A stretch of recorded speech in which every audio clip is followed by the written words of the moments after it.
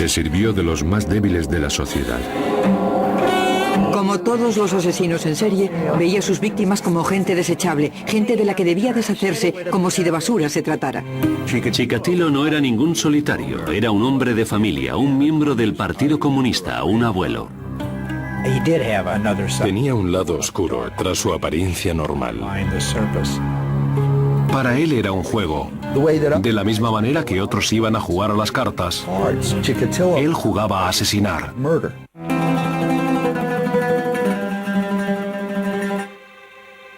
Rostov del Don, Rusia, octubre de 1982. Un destacamento especial busca desesperadamente a un asesino en serie. La investigación había comenzado 4 meses antes cuando se encontró el cuerpo sin vida de una niña de 13 años en una sombría zona de bosque. La habían matado a puñaladas y le habían arrancado los ojos. Existe una superstición rusa que dice que lo último que la víctima de un asesino ve se queda grabado en sus ojos. Al poco tiempo, se descubrieron otros 2 cuerpos en condiciones parecidas. Habían abusado sexualmente de las 3. Todos los cuerpos se encontraron en el bosque cerca de las vías del tren, de las zonas de Okabrisky y Sakti.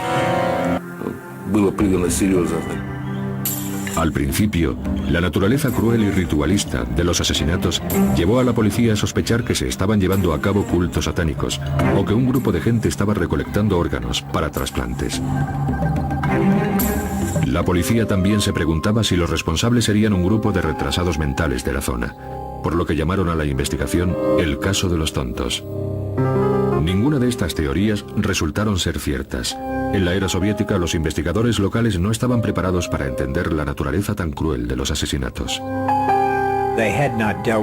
Nunca se habían encontrado con un caso de este calibre y eran reacios a admitir que este tipo de cosas podían suceder en un estado comunista. Lo único que podían hacer era recopilar pruebas. Hicimos un trabajo muy escrupuloso, que fue desde la identificación de los cuerpos hasta las pruebas forenses de los restos. A pesar de sus esfuerzos, el número de asesinatos aumentaba. En 1984 habíamos encontrado un total de 23 cuerpos. Algunos de los cadáveres eran recientes, lo que nos ayudó a hacernos una idea de las heridas de las víctimas y del comportamiento del asesino en la escena del crimen. Muchas de las víctimas eran chicas y chicos jóvenes que habían sido encontrados en los bosques de los alrededores de Rostov. Todos habían sido mutilados. En algunas de las víctimas se podía ver aún el reflejo del horror en sus ojos. Fue muy duro porque la mayoría eran niños, con el pecho y el vientre cortado. Era horrible. En muchos casos, estaba claro que había arrancado con los dientes partes de los cuerpos.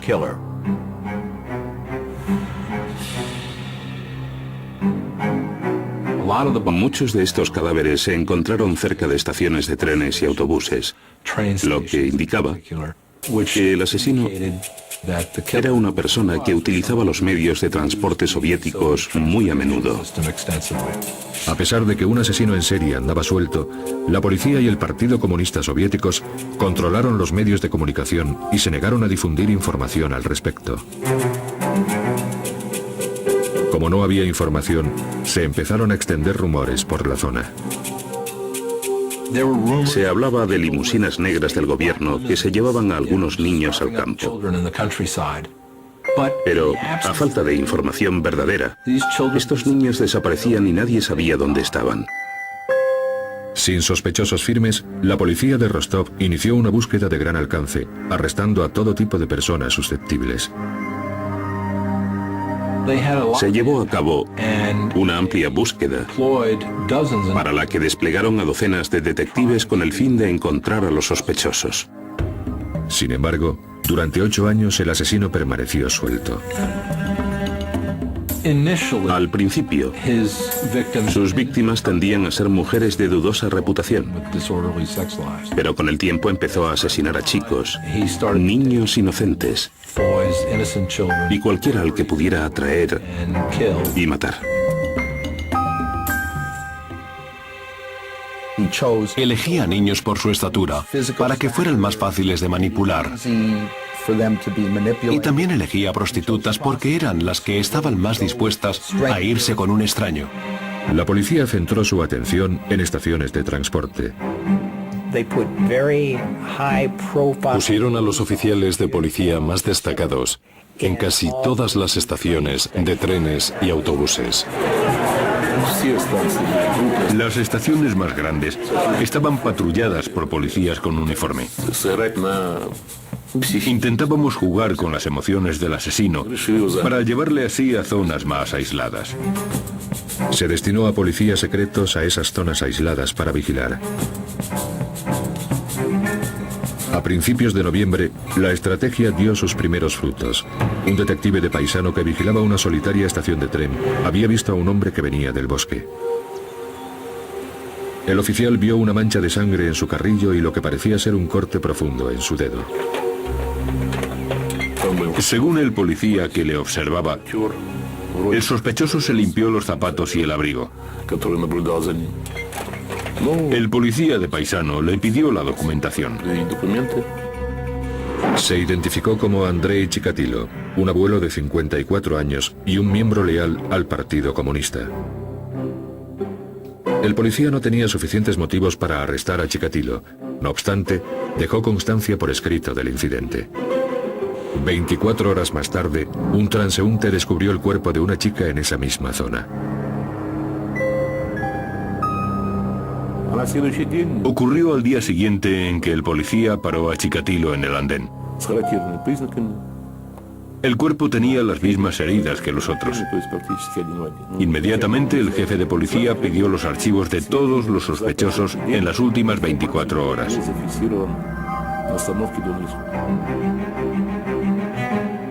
El 20 de noviembre de 1990, Andrei Chikatilo fue detenido en un mercado de Rostov. Los investigadores grabaron el arresto en vídeo. Había salido del bar con una cerveza e intentó establecer contacto con un chico. Sospechamos que podía intentar llevarse al chico con él, por lo que arrestamos a Chikatilo. Chikatilo era sospechoso de haber cometido más de 30 asesinatos. Sin embargo, la policía no tenía ningún testigo presencial ni pruebas concluyentes. Los detectives necesitaban desesperadamente pruebas de su culpabilidad. Necesitaban una confesión. Querían una confesión. Cuando lees Crimen y Castigo de Dostoyevsky, te das cuenta de la importancia de la confesión en la cultura rusa. Pronto, Andrei Chikatilo revelaría detalles escabrosos sobre sus 12 años como depredador sexual. Fue un relato que sobrecogió a toda una nación. En los anales del crimen, Andrei Chikatilo es sin duda uno de los asesinos más sádicos. Sin embargo, consiguió escapar de la policía durante más de 12 años.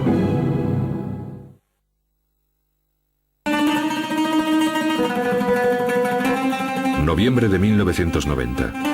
La policía de Rostov del Don, Rusia, interrogaba al sospechoso de asesinato Andrei Chikatilo. Durante 12 años, un sádico asesino había violado y matado a docenas de mujeres y niños. Las autoridades estaban convencidas de que Chikatilo era culpable. Pero este padre de 2 niños no lo admitía. Por ley, las autoridades tenían 10 días para inculpar a Chikatilo de los asesinatos. De otra manera, tendrían que ponerlo en libertad. En el 9º día, pedimos al psiquiatra Bukanovsky que hablara con Chikatilo en privado. Pasó el día entero con él, desde muy temprano hasta muy tarde. Las técnicas que empleó el psiquiatra Alexandr Bukanovsky fueron muy diferentes a los interrogatorios policiales.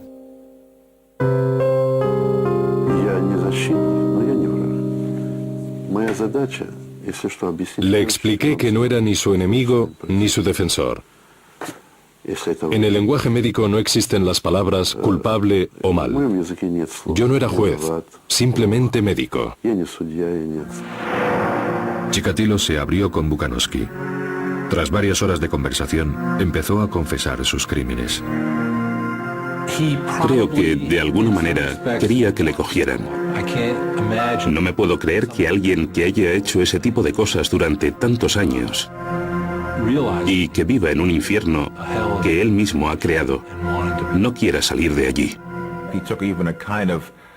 Incluso nos enseñó orgulloso varias de las técnicas que empleaba en el gimnasio del KGB, técnicas en las que utilizaba muñecos que representaban a las víctimas.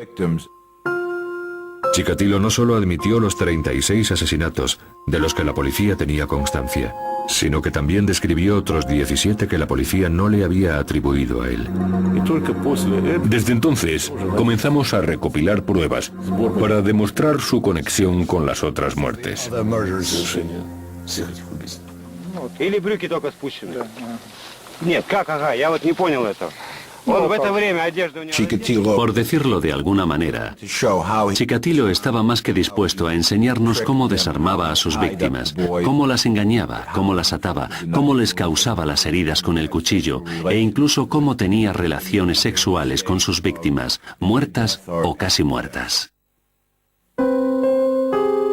Lo que sabemos de los asesinos en serie es que al principio no te cuentan nada, pero después se empiezan a derrumbar y comienzan a contarte picos y cabos de sus crímenes.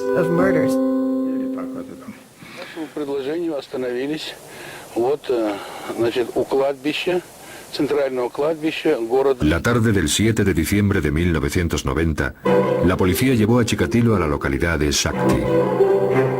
De nuevo, uno de los oficiales tenía una videocámara.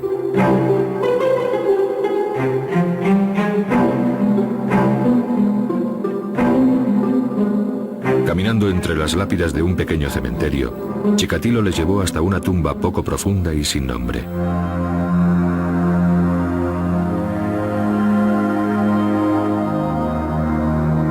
La policía excavó hasta encontrar una zapatilla de niño entre la tierra. Chikatilo miraba con toda tranquilidad, indiferente a lo que sucedía. Sin embargo, estos horrores sobrecogerían a todo el país. ¿Qué pudo haber creado a este asesino brutal? ¿Cómo pudo haber matado a tantas personas durante tanto tiempo? ¿Qué llevaría a una persona a traspasar esa línea y a convertirse en un criminal en serie de ese tipo?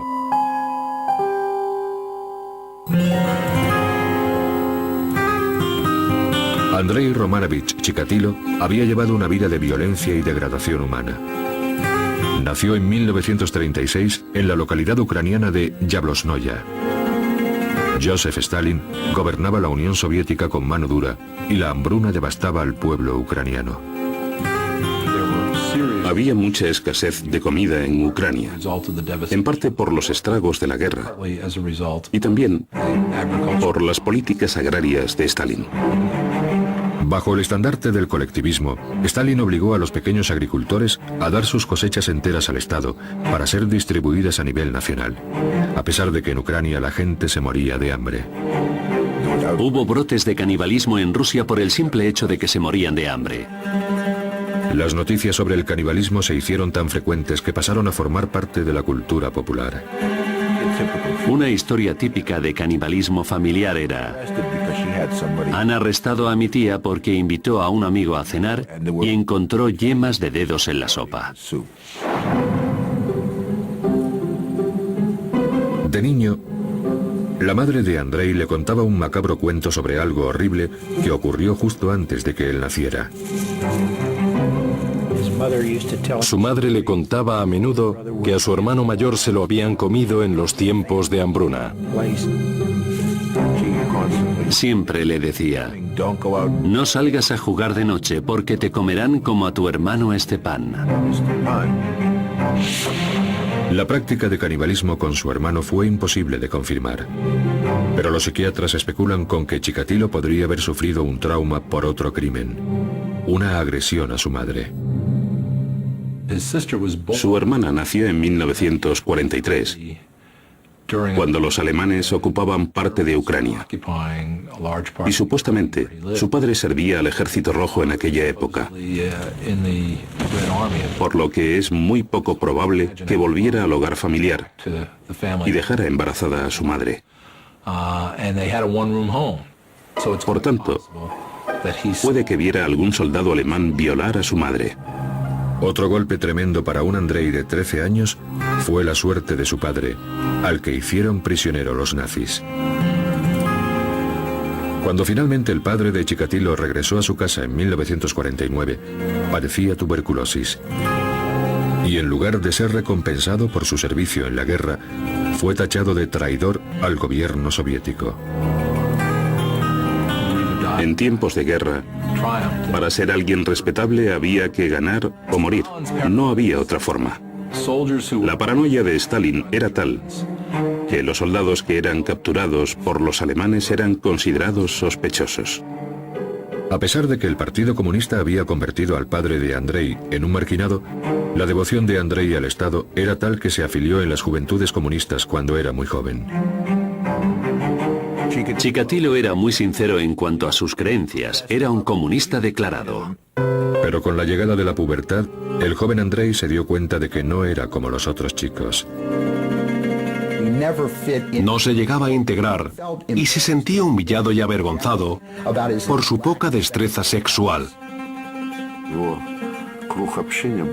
Su círculo social estaba formado por chicos más jóvenes que él, con los que se sentía más cómodo porque le entendían mejor. Y también estaba a gusto con gente mayor porque le consideraban un buen chico. De adolescente le gustaban las chicas, pero se sentía humillado cuando era incapaz de realizar el acto sexual. En la cúspide de su atractivo físico, inició una relación con una chica del pueblo. Pero su impotencia destrozó dicha relación y se convirtió en objeto de habladurías. Fue otro insulto más a la frágil imagen que tenía de sí mismo, y también un descubrimiento que le atormentaría el resto de su vida.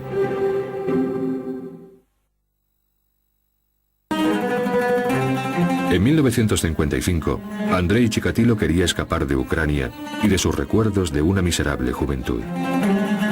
En su adolescencia, Andrei ya sabía que era impotente. Para compensar esta carencia, Chikatilo decidió mejorarse a sí mismo en otros aspectos. Puso los ojos en la prestigiosa Universidad de Moscú, confiando en licenciarse en Derecho, pero suspendió el examen de acceso.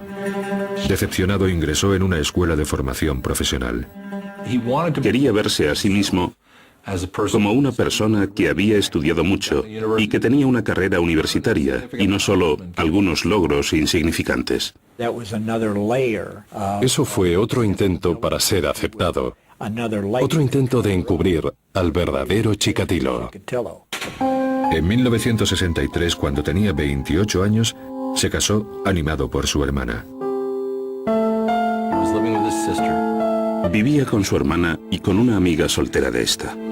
Chikatilo y la amiga empezaron a compartir habitación y como no tenían nada mejor que el uno al otro, se casaron. Su nueva mujer, Feodosia, era una chica de 24 años, hija de minero.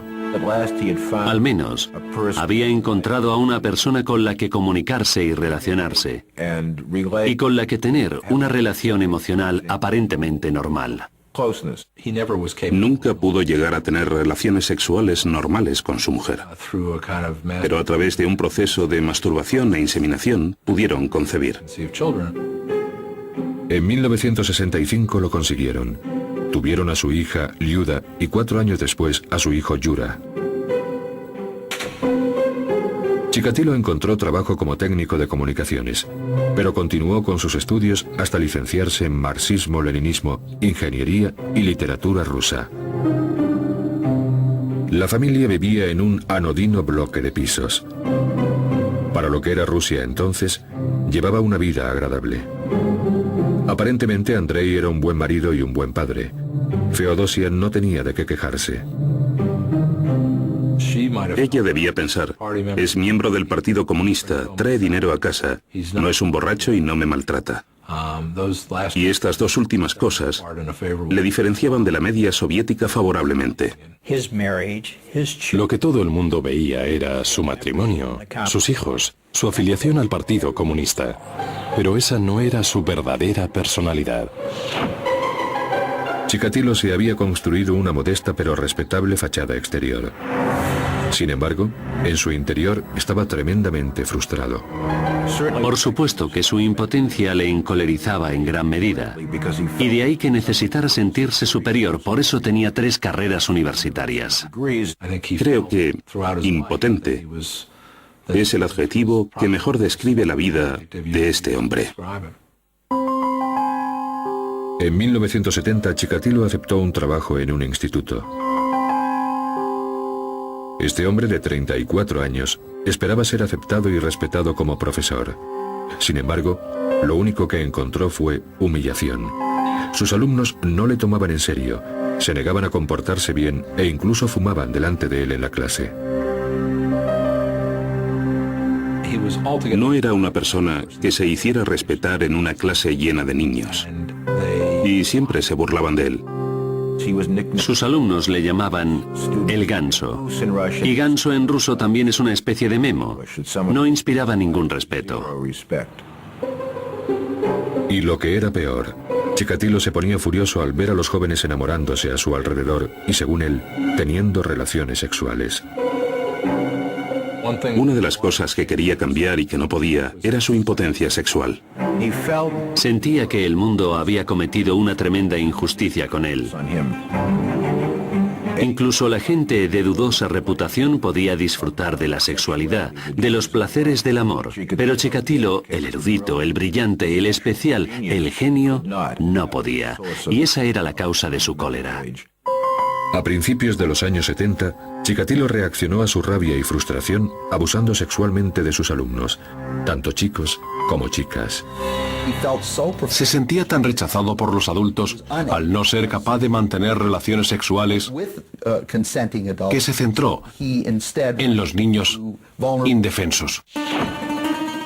En 1974 fue despedido acusado de mala conducta sexual con los alumnos.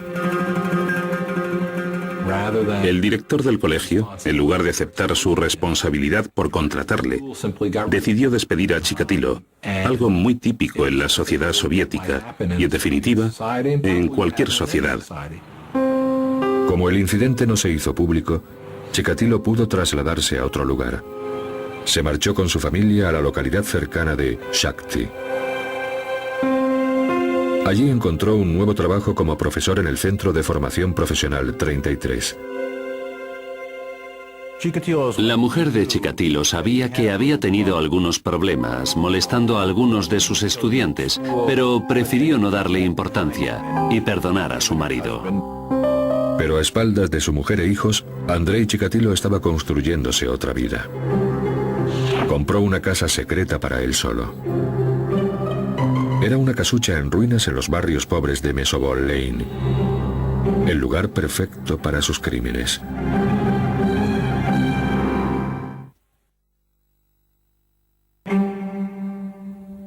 En Shakti, Rusia, Andrei Chikatilo tenía la imagen de un abnegado padre de familia. Sin embargo, su fuero interno estaba lleno de deseos oscuros y criminales. En 1978 empezó a llevar a la práctica dichos sentimientos. Primero, se hizo con una casucha en un barrio marginal. En diciembre llevó allí a una niña de 9 años. Su nombre era Yelena Sakhotnova. Sus amigos la llamaban Lena. La había conocido en una parada de autobús y le había ofrecido un chicle, algo que los niños soviéticos ven poco. Y se fue con él a la casa. Se topó con esta niña y descubrió con ella que la violencia en el cuerpo de una menor era algo que le excitaba en gran medida. Cuando comenzó a abusar de ella, se excitó más y quería más contacto sexual con ella. Como no podía mantener relaciones sexuales con ella, usó el cuchillo en su lugar. En ese momento descubrió que el asesinato era su pasión. Después de esto, se empezó a conocer una faceta nueva de sí mismo. Luego, llevó a Lena al cercano río Grusevska. Puso su cuerpo en el agua y tiró también su mochila. Encontraron el cadáver 2 días después. A pesar de que la policía que investigaba el caso encontró manchas de sangre cerca de la casa secreta de Andrei Chikatilo, no lo consideró principal sospechoso. El problema era que no tenía antecedentes penales, que era miembro del Partido Comunista y que tenía mujer e hijos. Por tanto, no encajaba en el perfil de los criminales. En lugar de centrarse en Chikatilo, la policía encontró a un sospechoso más apropiado, un hombre de la localidad que había estado en la cárcel por violación. Después sería condenado y ejecutado. Habiendo asesinado por placer, Andrei Chikatilo fue capaz de borrar el sentido de impotencia que le había atormentado toda su vida. Se dio cuenta de que lo que le excitaba realmente era la impotencia de sus víctimas y, en última instancia, el asesinato. Pero haber estado tan cerca de ser atrapado por la policía había asustado a Chikatilo. Durante los 2 años siguientes se centró en su trabajo, en su mujer e hijos, en la lectura y esperó. Dejó la enseñanza para convertirse en supervisor de suministros o tolkach, un puesto creado por el complejo sistema económico soviético, ya que los contratos casi nunca se cumplían. El trabajo de un tolkach consistía en visitar empresas e intentar que enviaran el cemento, el caucho, el acero o lo que fuera necesario. Para él era normal viajar durante varios días para ir a las empresas de suministros y no tenía ningún tipo de supervisión. No era un trabajo especialmente prestigioso para un hombre con la formación de Chikatilo. Iba en tren a las distintas fábricas, intentando mantener una imagen de ciudadano soviético consciente de sus deberes. Tenía un conflicto interno. No creo que se conformara pensando, soy el mal personificado. Más bien pensaría, mis pensamientos y mis deseos no son saludables, no son buenos. En el caso de una persona como Chikatilo, la brillantez y la fuerza le venían dadas por su disciplina para mantener las 2 mitades de su personalidad totalmente separadas. Durante más de 2 años, Chikatilo pudo controlar sus instintos asesinos, pero finalmente su lado oscuro resurgió. El 3 de septiembre de 1981, al pasar por una biblioteca de Rostov del Don, vio a Larisa Tachenko de 17 años. La convenció para que le acompañara al río Don y después la condujo al bosque. De nuevo, Chikatilo fue incapaz de mantener relaciones sexuales, pero recordó lo que le había satisfecho 2 años antes en su casa secreta de Mesoboy Lane. Intentó violar a la chica, pero fue incapaz, por lo que Chikatilo sacó toda la rabia que tenía dentro de sí. El sexo era el vehículo, pero la necesidad básica era sentir poder sobre sus víctimas. Chikatilo asesinó con más brutalidad que nunca. Apuñaló a su víctima una y otra vez y después la mordió salvajemente. Estaba saldando cuentas. Estaba furioso con la humanidad y sobre todo con las mujeres. Quería vengarse y lo hizo con las personas que más le habían rechazado en su vida, las mujeres. Con su segundo asesinato, la vida normal de Chikatilo se rompió. Como consecuencia de tantos años de frustración, se convirtió en un asesino en serie.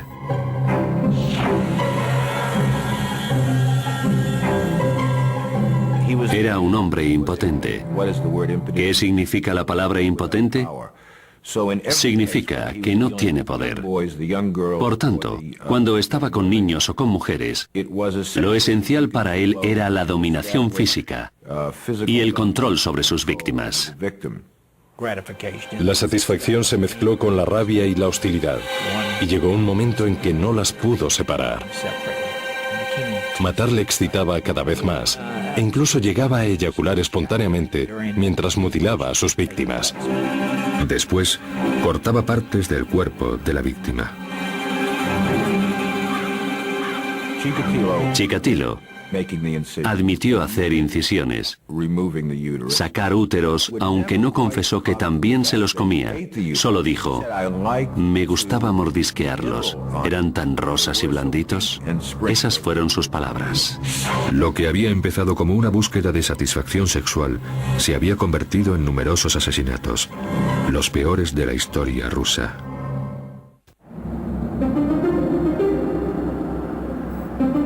...1984...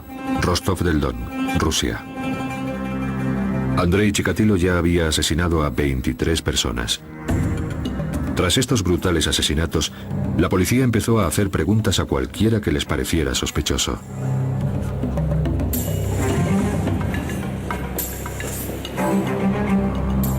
El 13 de septiembre, 2 detectives de Rostov vieron a un hombre de 1,80 m de estatura con una gorra negra de pelo. Estaba intentando entablar conversación con una chica. Decidimos no arrestarle allí mismo, para seguirle y ver qué hacía. Los oficiales seguían a Chikatilo cuando abordaba a las chicas. Pero un día vieron tocando a una prostituta en una solitaria estación de tren. Este acto de lascivia pública fue suficiente para arrestarle. Se identificó como Andrei Chikatilo. Llevaba un pequeño maletín de cuero. Llevaba un maletín con vaselina, cuerdas y cuchillos. Eso para mí es todo un equipo para matar. Tras interrogar a Chikatilo, los investigadores descubrieron que era un abnegado padre de familia y también un miembro leal al Partido Comunista. Finalmente fue puesto en libertad. Estaban buscando a un asesino joven con antecedentes penales, alguien que encajara en el perfil de pervertido. Tenía pelo canoso, gafas gruesas. Era alto y delgado. Y tenía barriga. Físicamente era normal y corriente, un soviético más. Además, los laboratorios de la policía fueron poco eficientes con sus análisis de sangre, que era lo que podía haberle vinculado con los crímenes. La policía rusa se encontraba en la Edad Media por lo que respecta a la tecnología y al nivel organizativo. Y normalmente, las muestras de sangre y esperma se perdían. Eso es un ejemplo de las carencias de la ciencia y de las capacidades productivas soviéticas. Chikatilo era libre para matar de nuevo. La policía estaba deseando poner fin a los crímenes, por lo que decidieron probar una técnica criminológica estadounidense: los perfiles psicológicos. El psiquiatra Alexander Bukanovsky fue contratado para crear un retrato psicológico del asesino.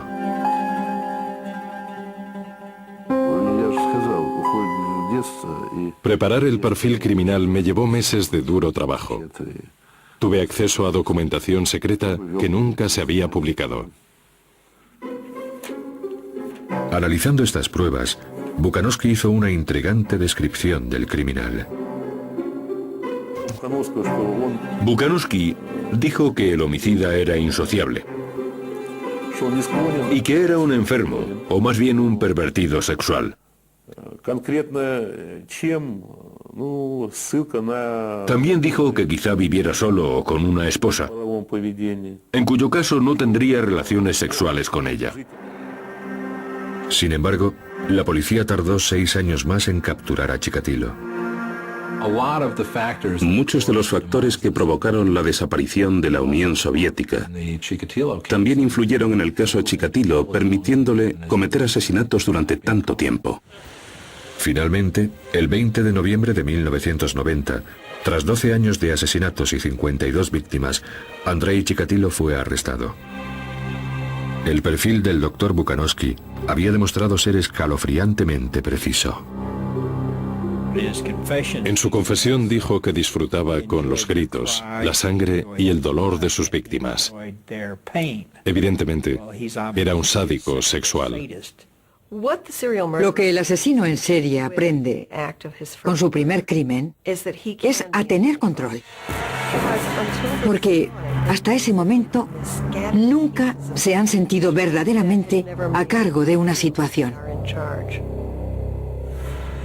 Para la mayoría de la gente, el sexo es la mayor fuerza motivadora.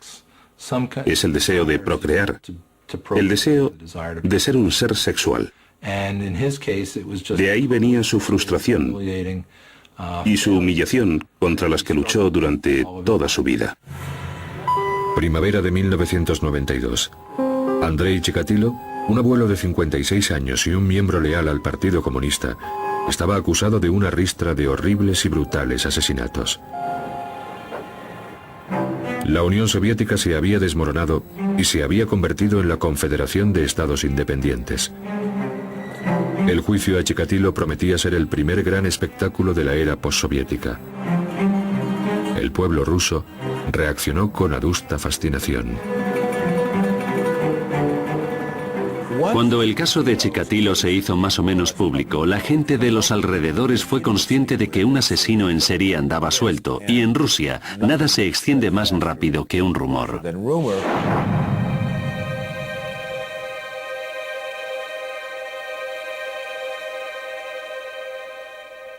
Pronto empezarían a llamar a Chikatilo el carnicero de Rostov.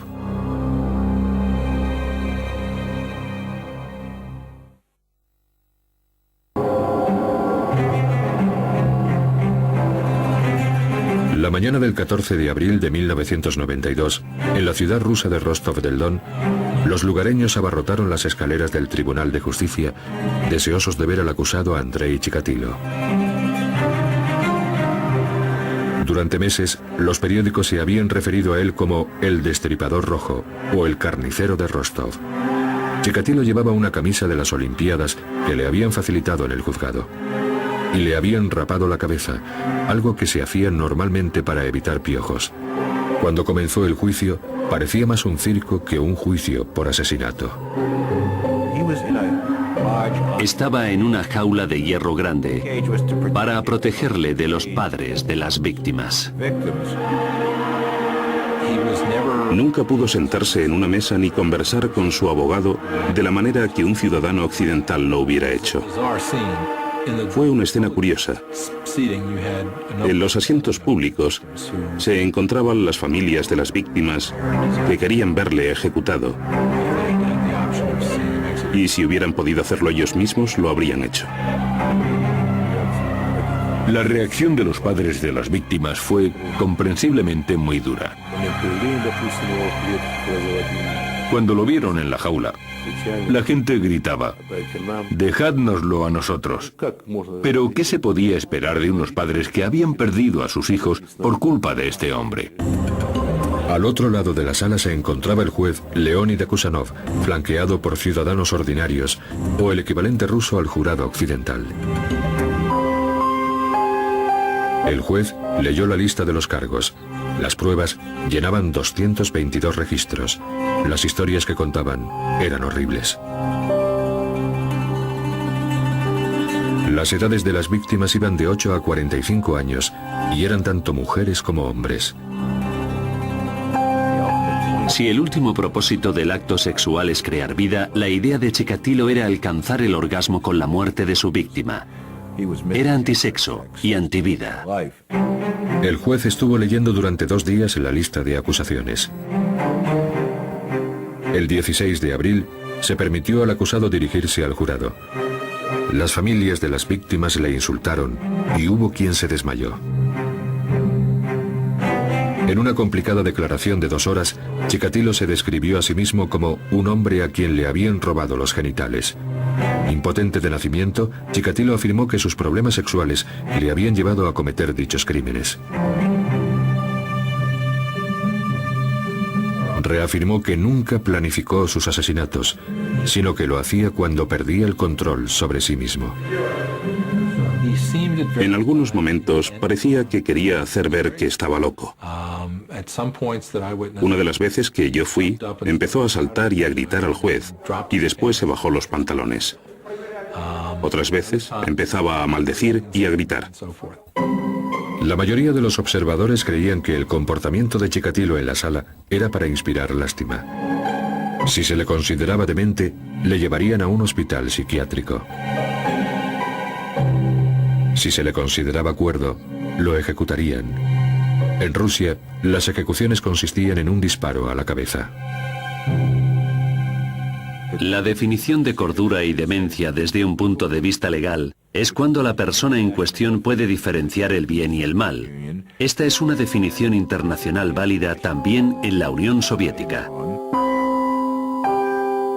El juicio duró 6 meses. En él, Chikatilo se presentó como una víctima desgraciada de la indiferencia y una metáfora horrible del fallido experimento social que fue Rusia. En su defensa, culpó a Stalin, a sus padres, al canibalismo provocado por la hambruna, al Partido Comunista e incluso a su tipo de sangre. La acusación llegó a afirmar que Andrei Chikatilo era el asesino más calculador y diabólico de todos los tiempos. Sus crímenes fueron nauseabundos, pero yo no creo que fuera un enfermo mental ni un demente. Era una mala persona, pero no estaba loco. Era muy astuto, pero no loco. El 14 de octubre de 1992 sería el día en que se reconoció a Andrei Chikatilo como un asesino en serie. El juez Leonid Akusanov tardó 2 meses en escribir la sentencia final. Todo el mundo sabía que le iban a condenar. Y todo el mundo conocía la sentencia, pero había mucho interés en seguir todo el proceso.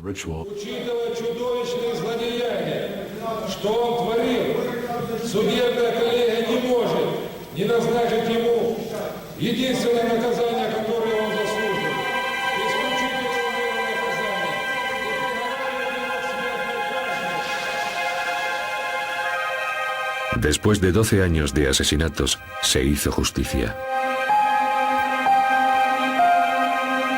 El 15 de febrero de 1994, Andrei Chikatilo fue acompañado por los pasillos de la cárcel de Rostov a una celda privada donde lo ejecutaron con un disparo en la cabeza.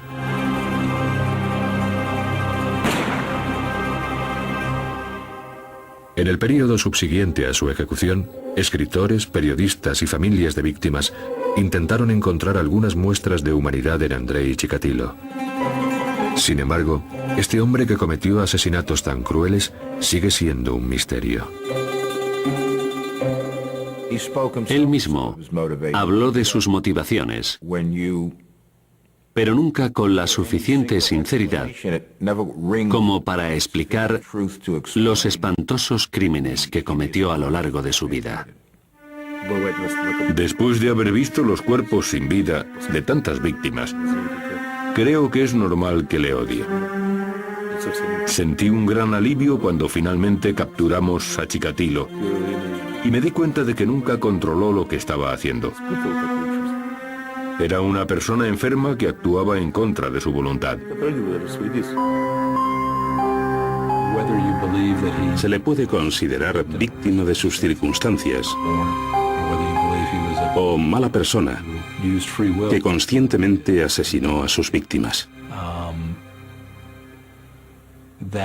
Pero la maldad que creció dentro de él no era algo extraño al ser humano. Quizás la sentencia final de Andrei Chikatilo fue escrita por él mismo. Una expresión de culpabilidad y de odio a sí mismo que deja ver su naturaleza violenta y espeluznante. Y ahora, mi cerebro debería hacerse pedazos y examinarse para que no haya otros como yo.